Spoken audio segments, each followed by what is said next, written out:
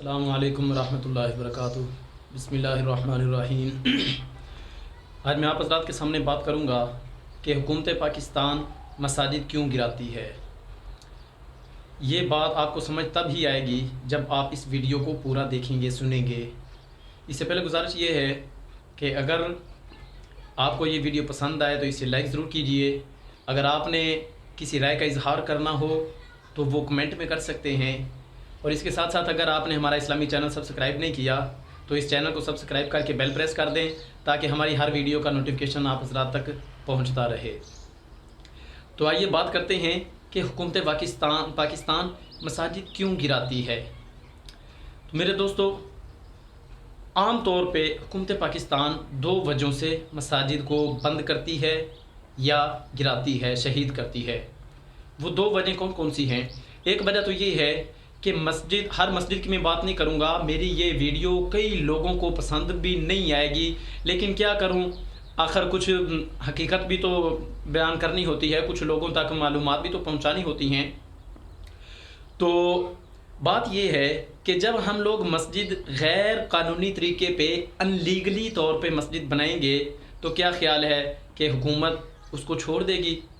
یا اگر بالفرض اگر کہیں پہ مسجد چھوڑ بھی دے تو یہ تو حکومت کا اپنا فعل ہے، ویسے غیر قانونی طور پہ مسجد بنانا جائز بھی نہیں ہے۔ یاد رکھنا، تجاوزات میں قبضہ کرنا، اللہ کا گھر بنانا جائز نہیں ہے۔ کچھ لوگ کہتے ہیں کہ جی اللہ کا گھر ہی تو ہے، تو میرے دوستو، بھائیو، بزرگوں، اللہ کا گھر مانتا ہوں، لیکن غیر قانونی طریقے سے قبضے کے طور پہ آ کے اللہ کا گھر بنانا جائز نہیں ہے۔ آپ کسی بھی مفتی صاحب کے پاس جا کے، کسی مولوی صاحب کے پاس جا کے یہ سوال کر سکتے ہیں، پوچھ سکتے ہیں۔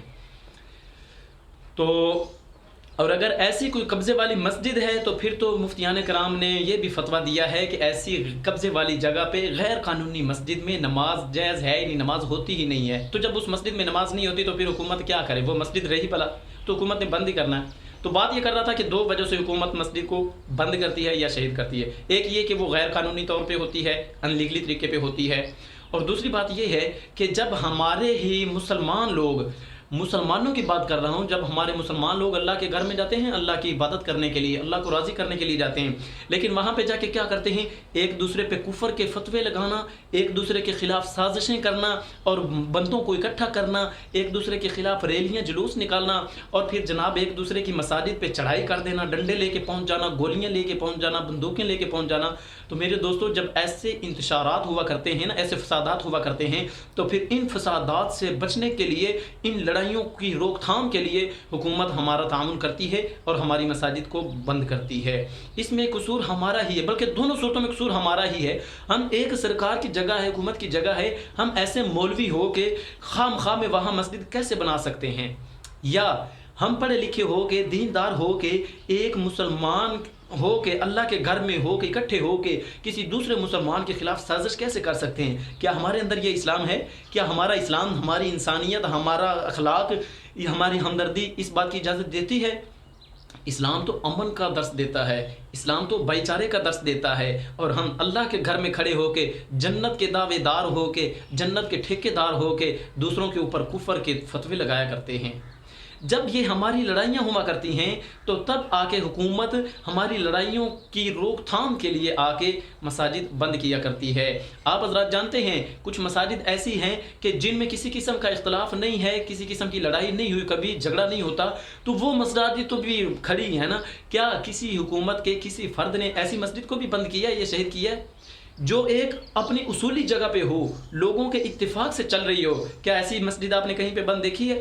بند مسجد وہیں پہ ہوگی جہاں پہ ہمارا اپنا فساد ہوگا، ہماری اپنی لڑائیاں ہوں گی، ہمارا اپنا قصور ہوگا، تب حکومت بند کرے گی۔ اور حکومت اسلام کے مخالف نہیں ہے ہماری، الحمدللہ۔ آپ حضرات کہیں گے کہ جی یہ لال مسجد کا معاملہ کیا ہے؟ تو میرے بھائیو، یہ لال مسجد کا معاملہ جو ہے یہ بہت ہائی لیول کا مسئلہ ہے اور یہ کئی دنوں سے چلتا آ رہا ہے۔